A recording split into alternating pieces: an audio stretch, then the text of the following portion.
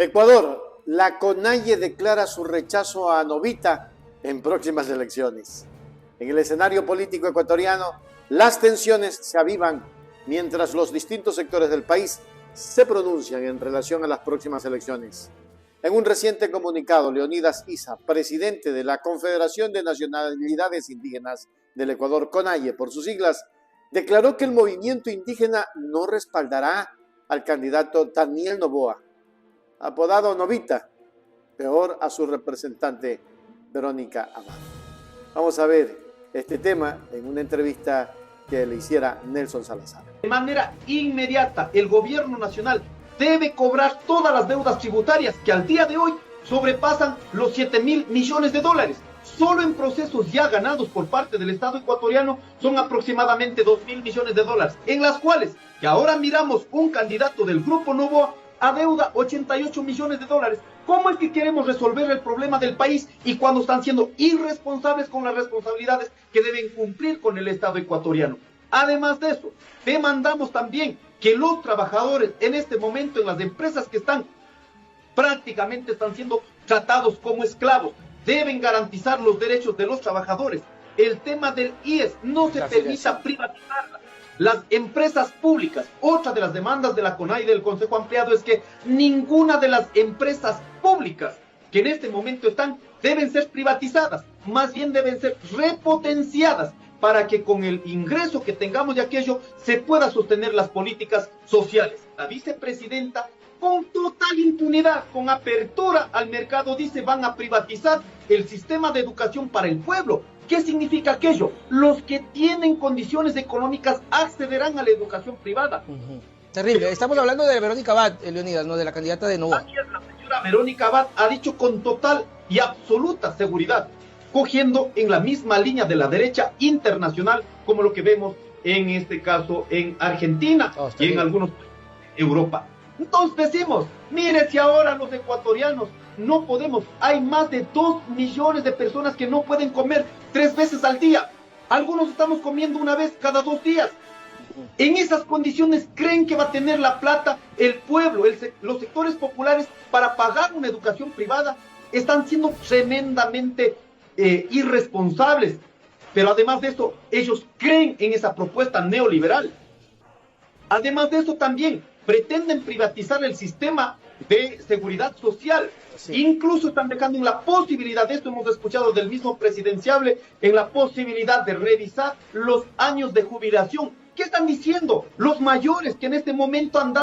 Novita, a quien se le asocia con sectores económicos acaudalados, mafiosos y corruptos, ha recibido fuertes críticas por parte de Issa y de la CONAIE, principalmente por las propuestas de Verónica Abad, que según ellos se alinean en un neoliberalismo privatizador y con intereses opuestos a los de las comunidades indígenas. En una entrevista conducida por Nelson Salazar, Issa expuso que el rechazo hacia Noboa y Abad se debe también a las burlas y el menosprecio que afirman han recibido por parte del candidato. La relación tensa entre la CONAIE y Noboa parece haberse convertido en un reflejo de las profundas divisiones y contrastes ideológicos existentes dentro de la sociedad ecuatoriana en el contexto electoral. La CONAIE, como principal referente del movimiento indígena en Ecuador, ha sido históricamente una voz influyente en la política nacional y su decisión de no apoyar a Novita podría tener repercusiones significativas en el desarrollo de las elecciones. Los comentarios y posturas de Issa resaltan una preocupación evidente por las propuestas de privatización y neoliberalismo que consideran podrían afectar de manera directa a las comunidades indígenas y a los sectores más vulnerables de la sociedad. No respaldaremos propuestas que atenten contra nuestros derechos y nuestra existencia, enfatizó Leonidas Issa en su intervención. Este nuevo giro en la campaña electoral pone de manifiesto la complejidad de la situación política en Ecuador, donde diferentes sectores y grupos buscan hacer valer sus intereses y visiones del país. La falta de apoyo de la CONAIE a Noboa refuerza la necesidad de un diálogo abierto y respetuoso entre todas las partes con miras a construir un país más inclusivo y equitativo. Pero para esto aún falta algo que decir, y es que precisamente con esto el correísmo y la Revolución Ciudadana gana, porque si no apoyan a Noboa, significaría que las tendencias irían directamente hacia Luisa González.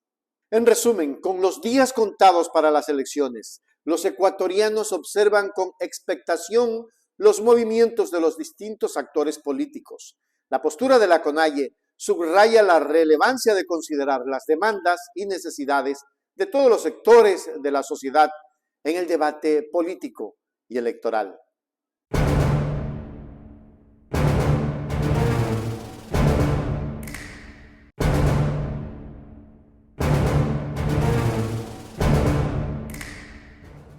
En un reciente pronunciamiento, Allen Berbera, presidente del Consejo de Participación Ciudadana y Control Social, anunció la decisión del organismo de solicitar a la Corte Constitucional una resolución clara sobre el alcance del derecho de participación y el cumplimiento de las sentencias constitucionales. La medida responde al interés del Consejo de Participación Ciudadana y Control Social de poner en la agenda pública temas que consideran urgentes y de vital importancia para la ciudadanía. Hemos puesto de relieve lo importante, lo urgente, que es que la Corte Constitucional resuelva finalmente este gran dilema, que es que tenemos que cumplir o no las decisiones jurisdiccionales, bajo qué parámetros se tienen que cumplir estas acciones de protección y sobre todo hasta dónde se limita el derecho de participación. Nos parece que este es uno de los dilemas que sí conciernen a la ciudadanía, que sí conciernen a la Corte Constitucional. Queda claro, sí, quién está del lado de la ciudadanía, quién está del lado de la función de transparencia y control social, y es lamentable pues, que por acciones individuales y quizás por esta ambición particular de algunos de los propios consejeros, han querido generar falacias y sobre todo trasladarlas al más alto tribunal de este país. Siempre al lado del pueblo, aseguró Vera, haciendo énfasis en el compromiso del Consejo de Participación Ciudadana y Control Social de defender los derechos de los ciudadanos frente a lo que consideran maniobras de actores con ambiciosos intereses que engañan y mienten. Sin embargo, el anuncio más impactante del comunicado está relacionado con la competencia del Consejo de Participación Ciudadana y Control Social de investigar presuntos actos de corrupción. Según nuestra Constitución y nuestras leyes orgánicas y reglamentos, claramente establece la competencia de la Secretaría Técnica de Transparencia de conocer presuntos actos de corrupción. El no haber hecho aquello supondría que, lejos de denunciar la comisión de presuntos delitos, lo que se pretende de forma ilegal, como un supuesto elemento de infracción al dictamen interpretativo en esta fase de seguimiento, sería buscar impunidad sobre actos de corrupción cometidos presuntamente, alegando falsamente que se está atacando el concurso y designación de la fiscal general, lo cual es absolutamente falso. Vera reveló que después de un exhaustivo proceso investigativo, han elaborado y aprobado un informe que señala a la fiscal general del Estado de supuestos delitos cometidos en años anteriores por su designación. Este informe ya ha sido remitido a las autoridades competentes para su debido proceso. La gravedad de estas acusaciones podría arrojar luces sobre las recientes tensiones y presiones que ha enfrentado el Consejo de Participación Ciudadana y Control Social. Por eso nos persiguen, afirmó Vera, sugiriendo una posible represalia o intento de silenciamiento por parte de sectores vinculados con la Fiscalía. Pero es más, y aún todavía, medios de comunicación que invitan a terceras personas a opinar sobre aquello. Y hay, entre comillas, los opinólogos constitucionalistas que ya dicen que Allen Berbera va a dejar puesto Contralor, va a dejar puesto el nuevo Consejo Electoral, en fin, y que todo lo maneja el correísmo. ¿Cuándo se van a sacar de la cabeza eso, estos sinvergüenzas que son los que tienen frenado al país porque tienen intereses creados? El problema es que si dejamos pasar esos 4, 5, 6 meses, Vera nos deja poniendo contralor, defensor público, defensor del pueblo, renovando el Consejo Nacional Electoral y todo ese tipo de designaciones sobre las cuales ahora este Consejo, con mayoría afín al correísmo, está poniendo claramente el pie en el acelerador. Entonces, por eso, más allá de que no haya un plazo legal o reglamentario para la Corte, sí hay una respuesta que yo creo que con responsabilidad le tiene que dar la magistratura al país. En resumen, el panorama político se tensa con estas revelaciones, poniendo en el centro del debate el papel del Consejo de Participación Ciudadana y Control Social como ente de control y su relación con otros poderes del Estado. La solicitud a la Corte y la denuncia contra la fiscal general abrirán sin duda un nuevo capítulo en el escenario jurídico y político del país. La ciudadanía espera respuestas claras y acciones concretas frente a las graves alegaciones presentadas.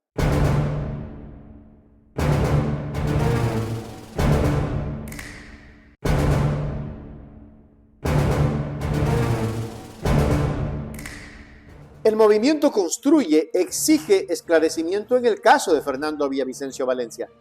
La desaparición y posterior muerte de Fernando Villavicencio Valencia, el prominente candidato a la presidencia, sigue generando conmoción y demandas de justicia en el ámbito político y social del país. Representantes del movimiento Construye se manifiestan públicamente exigiendo esclarecimiento total del caso y la identificación de los autores intelectuales detrás del suceso. Teleamazonas hace un reportaje en el que ponen de manifiesto su punto de vista. La pregunta no es qué sucedió, la pregunta es por qué sucedió en un mitin político, por qué sucedió antes de un debate presidencial.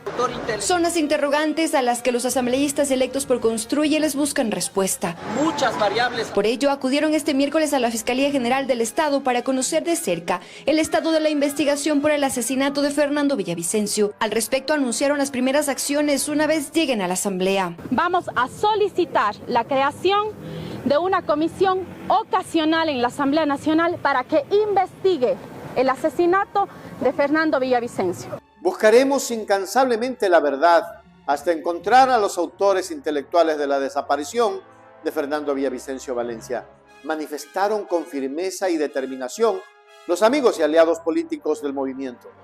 Esta postura refleja el anhelo de muchos ciudadanos que buscan respuesta y justicia en un caso que ha remetido los cimientos de la política ecuatoriana.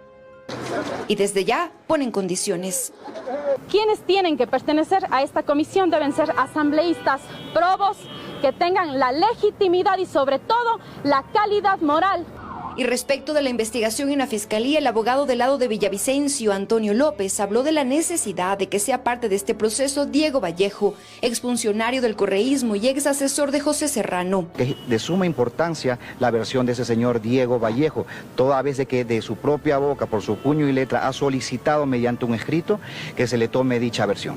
Sobre la muerte de Villavicencio rindieron su versión ya los policías que eran parte de su seguridad. Lo que han hecho los servidores policiales el día de hoy, establecer y dar a conocer algunos elementos de convicción a la Fiscalía General del Estado, qué hicieron durante su permanencia en calidad de seguridad y qué trámite dieron a sus diferentes requerimientos ya a la superioridad. Y es que en el marco de las investigaciones, la mirada está puesta en la Fiscalía del Ecuador con la esperanza de que se acoja la petición realizada por Diego Vallejo, que busca identificar y nombrar a aquellos individuos que seguían a Villavicencio y que podrían estar involucrados en su asesinato.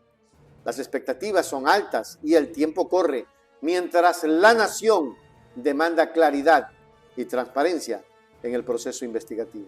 Lo que tenemos ahora son los materiales y las versiones que se están receptando todavía son ampliaciones, entonces vamos a tener un poco más de paciencia porque esto es una carrera de resistencia. Por el momento hay 13 personas detenidas. La Fiscalía ya ha tomado versiones, peritos han explotado la información de más de 20 celulares y se han ejecutado allanamientos, entre otros avances. En resumen, el legado de Fernando Villavicencio Valencia sigue vigente y así lo reiteran desde Construye. La valentía de los asambleístas es el reflejo del legado que dejó Fernando Villavicencio. La lucha por justicia y verdad, en este caso, no solo es una prioridad para los allegados al candidato fallecido, sino también un llamado a la conciencia y al compromiso nacional para garantizar que hechos de esta magnitud no queden en la impunidad.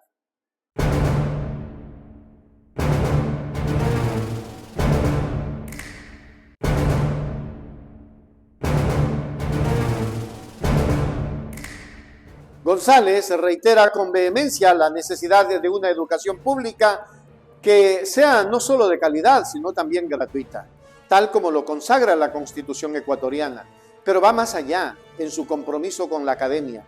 Asegura que de ser electa presidenta devolverá a la universidad los 180 millones que, según ella, han sido sustraídos por administraciones de tendencia derechista en el pasado. La educación para mí, tal cual lo dice la Constitución, debe ser pública, de calidad y gratuita, y la Constitución te manda a que mínimo el 6% del PIB tiene que ser destinado a todo lo que es educación. La primera acción es devolverle los 180 millones a la universidad, el presupuesto que se les quitó, pero el devolverles esos 180 millones va atado al aumento de cupos. Se puede aumentar cupos, pero también junto con el aumento de cupos, la realidad es que son demasiados los jóvenes que se quedaron por fuera, y por eso nosotros proponemos un sistema mixto, un sistema en el que los jóvenes puedan estudiar de forma virtual, mientras hacemos al país seguro y mientras cerramos la brecha de jóvenes que no han podido acceder a la universidad. Vamos a hacer carreras virtuales junto con las universidades. Esta no es una propuesta ligera ni demagógica bananera, declaró en un reciente discurso, haciendo alusión a su historial y al de la Revolución Ciudadana, movimiento que, según afirma, siempre ha sido fiel a sus promesas. El mensaje es claro: para González, el fortalecimiento de la educación superior es una prioridad. Esta propuesta surge como respuesta a las demandas de miles de jóvenes que anhelan un acceso más equitativo y justo a la educación universitaria. Nosotros hemos propuesto crear un ciclo inicial universitario. Es un semestre de estudios en el que los jóvenes ya entran a la universidad, ya son parte de la universidad, ya tienen su carnet universitario, cursan materias en ese semestre. No hacen el examen, pero sí entran ya a estudiar, y ya depende de la dedicación que le pongan. Como Estado otorgamos el presupuesto para que las universidades hagan este ciclo inicial, y ahí sí es sentarnos por la autonomía con las universidades. Empecemos por las públicas para que tengan este ciclo, y ahí le damos una solución a lo que es el examen de CENESID, y que los jóvenes tanto nos han pedido que haya un cambio. En resumen, el desafío es grande y la esperanza de muchos estudiantes está puesta en las propuestas de Luisa González. La candidata invita a todos a escuchar su plan y a participar activamente en este nuevo capítulo para la educación ecuatoriana. Con las elecciones a la vuelta de la esquina, el país se encuentra en vilo, esperando ver si las promesas de González se materializarán en acciones concretas que beneficien a la juventud y al futuro educativo del Ecuador. Eso esperamos todos.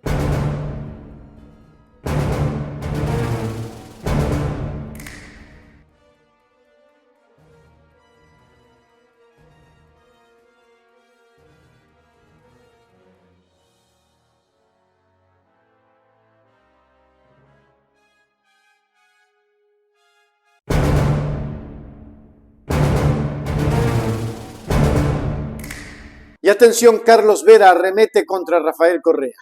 En una declaración que ha generado debate en el ámbito político ecuatoriano, el comentarista político Carlos Vera ha lanzado una advertencia contundente sobre el papel de la Corte Constitucional y sus posibles consecuencias. Pero no den por hecho que la Corte Constitucional vaya a dejar fuera a Alembert Vera y sus 3 secuaces, o ni siquiera a los otros 7. No lo den por hecho.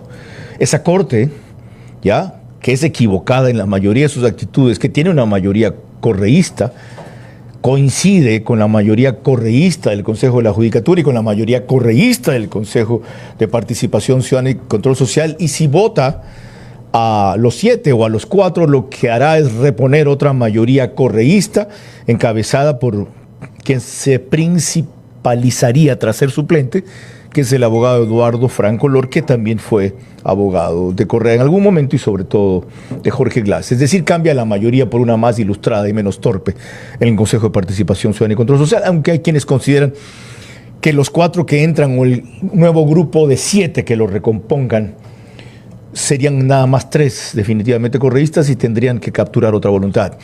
La tardanza de la Corte Constitucional hasta el lunes, cuando según los precedentes su fallo pudo bien haber sido el jueves, y según cómo procedió, en cambio, con la destitución del anterior Colegio de Participación Ciudadana y Control Social, podría tomarse hasta 13 días, y esta vez se va a tomar apenas 4 o 5, tiene como objeto final, y ya lo mencionamos ayer, que avance la selección de Contralor General de la Nación, proceso lleno de vicios, irregularidades, mentiras y documentos falsos, a pesar de lo cual los aspirantes todos no dejaron a ninguno fuera de carpetas incompletas sin cumplir los requisitos, rendirán su prueba escrita el sábado.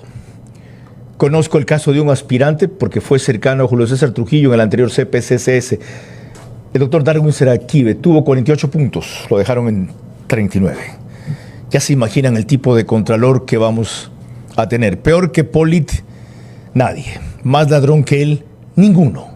Pero absolutamente encubridor del correísmo, muchos de los aspirantes.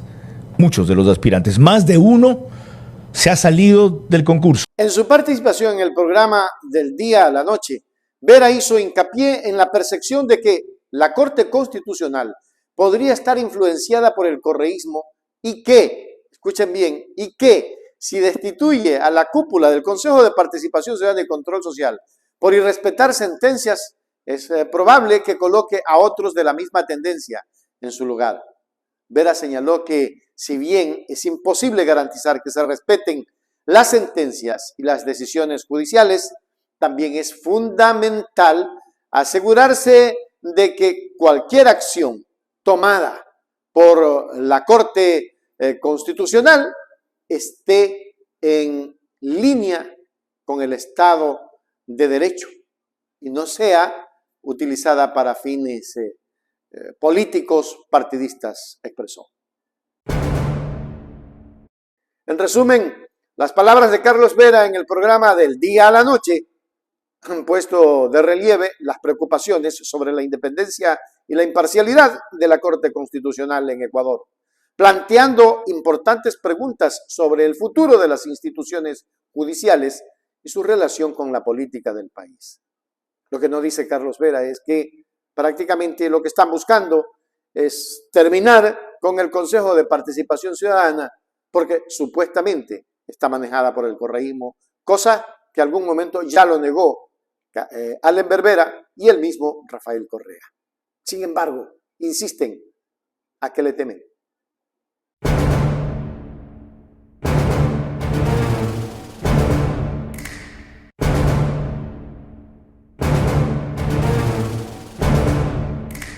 Luisa González promete rescatar a Ecuador de la crisis. La destacada líder y candidata a la presidencia de la República, conocida por su compromiso con la justicia y el bienestar social, aceptó el desafío de prácticamente llevar al Ecuador a ser un país mejor. Luisa González, quien ha sido una voz influyente en temas de derechos humanos, igualdad y desarrollo sostenible, compartió su motivación cuando se lanzó a la arena política. Acepté este reto porque creo que Ecuador necesita un liderazgo fuerte y capacitado en estos tiempos cruciales, declaró. Agregó que sería irresponsable no hacerlo, dadas las dificultades que enfrenta la nación. El día que yo decidí aceptar este reto fue el día que vi el asesinato de una madre en Manta, afuera de una funeraria, y el niño, su hijo, lloraba junto al cadáver de la madre y le gritaba: no me dejes, que sin ti no puedo nada.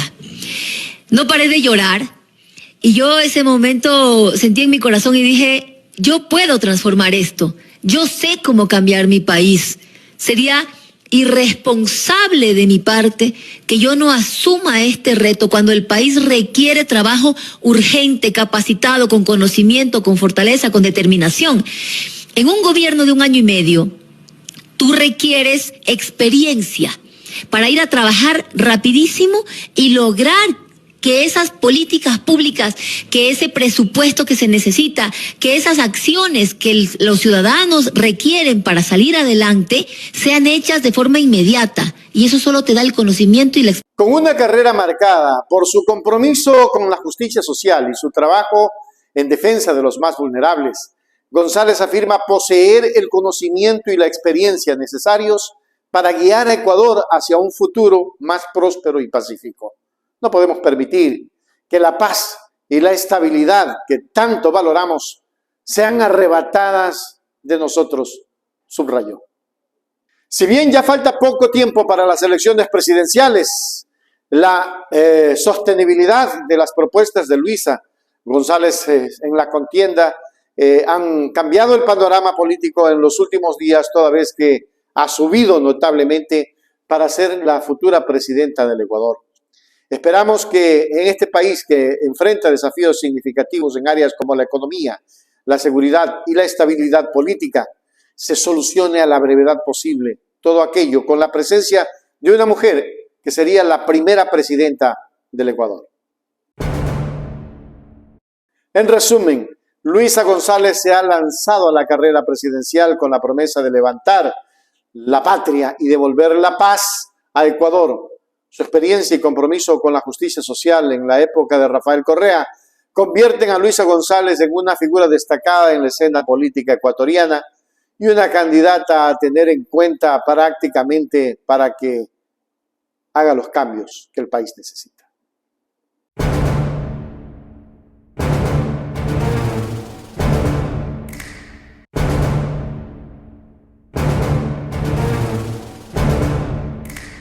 El analista político Mauro Andino plantea preguntas claves para la ciudadanía. ¿Para qué sirven los derechos? ¿Es buena idea privatizarlo todo? En un análisis político que ha dejado perpleja a la ciudadanía, el reconocido analista Mauro Andino ha presentado dos preguntas fundamentales que invitan a la reflexión profunda. ¿Para qué sirven los derechos? ¿Es buena idea privatizarlo todo? Hola, ¿qué tal amigos, amigas? Del día de hoy les voy a hablar sobre la importancia de los derechos sociales. Salud, educación, trabajo, seguridad social, vivienda, alimentación, entre otros. ¿Por qué son importantes los derechos sociales? Entre otras cosas, porque no todos nacemos en la misma cuna. ¿A qué me refiero? No todos nacemos con las mismas oportunidades. Algunos nacen en familias más acomodadas que otros. Otros nacemos en familias de clase media. Pero la gran mayoría en nuestro país nacen en familias o pobres o que viven en extrema pobreza. Los más excluidos, los más desposeídos de la sociedad no tienen las mismas oportunidades que tienes tú, que tuve yo, o que tuvieron muy poquitos, aquellos que nacieron, como se dice popularmente, en cuna de oro. Algunos tuvieron acceso a mejor educación, algunos tuvieron acceso a medicinas, a una atención médica de primer nivel, otros tuvieron una alimentación de primer orden, desayuno, un buen almuerzo, una buena merienda. Otros, en cambio, los que no tuvieron nada o casi nada, no tuvieron ni siquiera un plato de comida al día. No tuvieron cómo ir a una escuela pública porque les tocó trabajar. Otros fueron hijos de padres que pertenecían a familias desestructuradas, donde había violencia de género, donde había desempleo, donde había muchos problemas internos y producto de esto había muchas necesidades también. Por eso los derechos sociales son tan importantes, porque permite equiparar las condiciones entre unos y otros para garantizar ¿qué? Para garantizar las mismas oportunidades para todos los ciudadanos. Luego, si tú aprovechas o no esas oportunidades, en gran medida depende de tu esfuerzo, de lo que tú hagas y puedas intentar llegar a la meta. En esta carrera atlética, entre comillas, que se llama vida, necesitas tener las mismas oportunidades, porque no todos salen desde la misma línea. Algunos salen muchos kilómetros más adelante y otros salen muy atrás, muy rezagados. Para ellos es prácticamente imposible llegar a la meta. Por eso hay que garantizar esas oportunidades.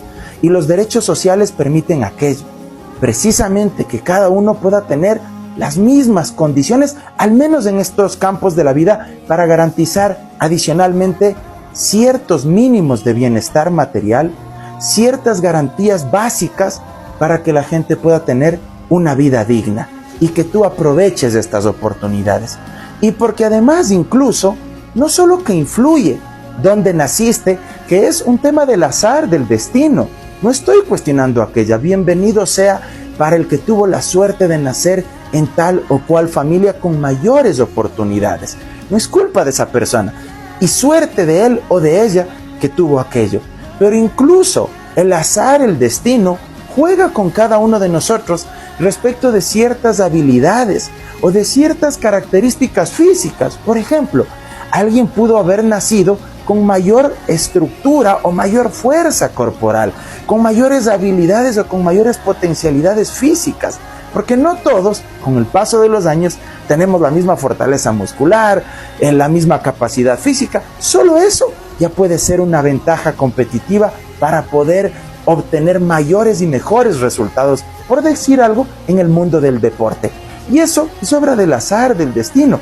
O alguien pudo haber nacido con ciertas habilidades muy particulares para determinadas cuestiones de la vida, para determinados artes u oficios, para la misma música, para el canto o para narrar, porque por ejemplo su voz es mucho más apta para eso. En fin, esas cuestiones hay que tratar de equilibrarlas de alguna manera con los derechos sociales, con los derechos económicos. ¿A través de qué? A través de servicios públicos de calidad que permitan, entre otras cosas, que todos podamos acceder a una vida digna. Y es que en la primera pregunta, ¿para qué sirven los derechos?, apunta directamente a uno de los pilares fundamentales de la democracia y la convivencia social.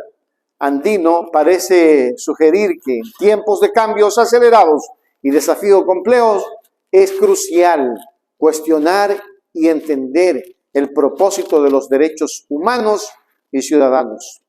Son meramente declaraciones ideales o herramientas prácticas para asegurar la dignidad y la igualdad de las personas.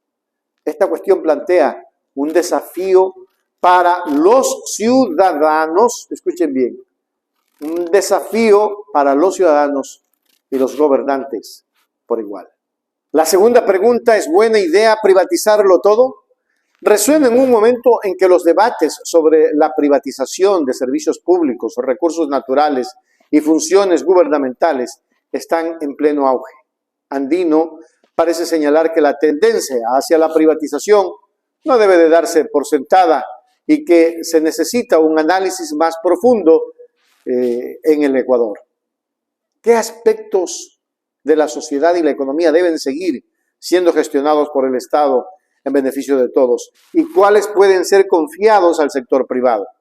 Esta pregunta invita a la reflexión profunda y a un examen crítico de las políticas públicas y de las decisiones económicas.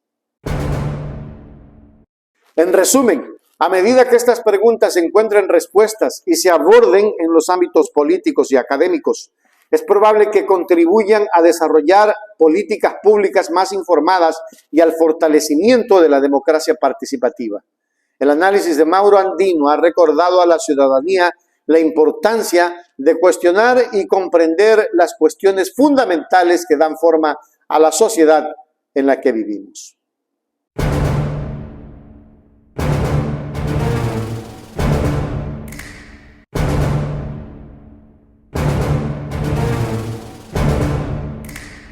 El candidato Daniel Noboa abre el debate sobre la privatización, una opción para mejorar servicios ciudadanos.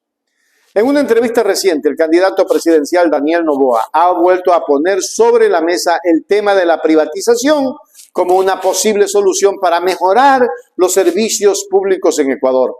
Esta declaración sigue a comentarios similares hechos por la candidata a la vicepresidencia Verónica Abad en días anteriores. Pues un análisis, se ve que una privatización va a lograr un mejor servicio para los ciudadanos a menor costo y con menor grado de corrupción. Creo que puede ser una opción. No estoy cerrado a la privatización de ciertos servicios. Por ejemplo, ¿usted estaría de acuerdo con la venta de CNT, con la venta del Banco del Pacífico, con la venta de las hidroeléctricas, con la venta de Sopladora? ¿Con eso estaría de acuerdo? Creo que la mayoría de las mencionadas han sido muy mal manejadas. Ahora, Daniel, disculpe que creo lo escuche, asambleísta. En todo caso, esa visión ya, no sé si los separa un tanto, no un tanto, bastante, los separa de la línea del centro hacia la izquierda, que fue un poco la base de su votación. Porque eso que le plantea Omar, más bien es lo que ha anunciado incluso en su programa de gobierno el señor Lasso. Noboa expresó su opinión en la entrevista al afirmar, pues, entre comillas, un análisis se ve que una privatización para lograr un mejor servicio para los ciudadanos a menor costo y un menor grado de corrupción, creo que puede ser una opción. No estoy cerrado a la privatización de ciertos servicios. Triple wow. La declaración de Noboa ha avivado un debate importante en el contexto de las elecciones presidenciales, ya que la privatización de servicios públicos es un tema que históricamente ha generado opiniones encontradas en Ecuador y en otros lugares del mundo. En conclusión, a medida que avanza la campaña electoral, es probable que el tema de privatización continúe siendo un punto central de discusión. Los candidatos deberán explicar en detalle sus posturas y proporcionar argumentos sólidos para respaldar sus propuestas, ya que la decisión sobre la privatización de servicios públicos es una cuestión crucial que afecta directamente a la calidad de vida de los y las ecuatorianos.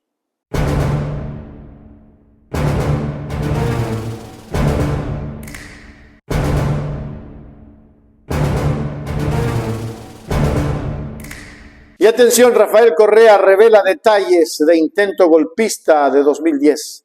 La policía neoliberal y la derecha quisieron atentar contra mi vida, dice.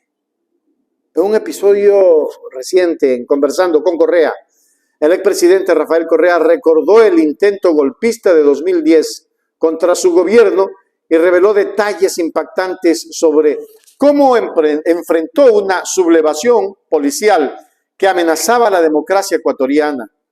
En este relato, Correa plantea preguntas cruciales. ¿Qué motivaba realmente a sus opositores? ¿Era todo parte de una trampa o qué mismo era lo que pasaba? Y bueno, no escucharon razones, yo hablé de un balcón diciendo, bueno, si quieren matarme, mátenme, pero no atenten contra la democracia, no destrocen a la patria. Con la confianza de que todo lo que habíamos hecho por la policía, creíamos que iba a haber gratitud, reconocimiento, etcétera.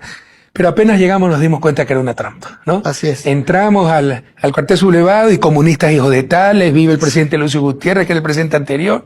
Lo que menos buscaban era defender sus derechos laborales. Ahí están los del Solo Vive, ¿no?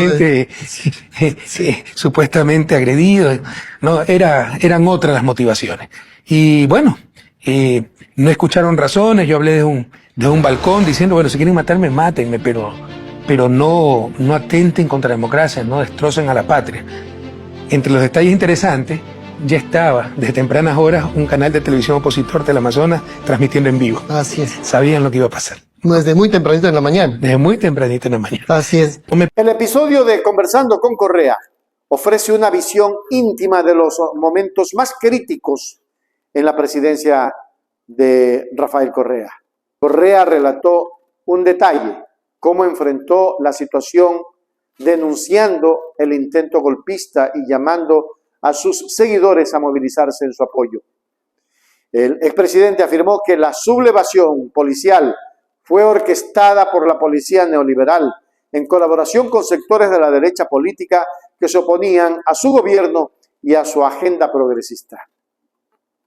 La pregunta fundamental que plantea Correa es ¿qué motivaba a sus opositores a intentar derrocar su gobierno de manera tan violenta? En conclusión, el resumen del relato de Rafael Correa sobre el intento golpista de 2010 destaca la complejidad de la política ecuatoriana y plantea preguntas importantes sobre los motivos y las fuerzas detrás de eventos tan críticos en la historia del país. Este episodio sigue siendo un tema de gran relevancia en el panorama político ecuatoriano y en la memoria colectiva de la nación.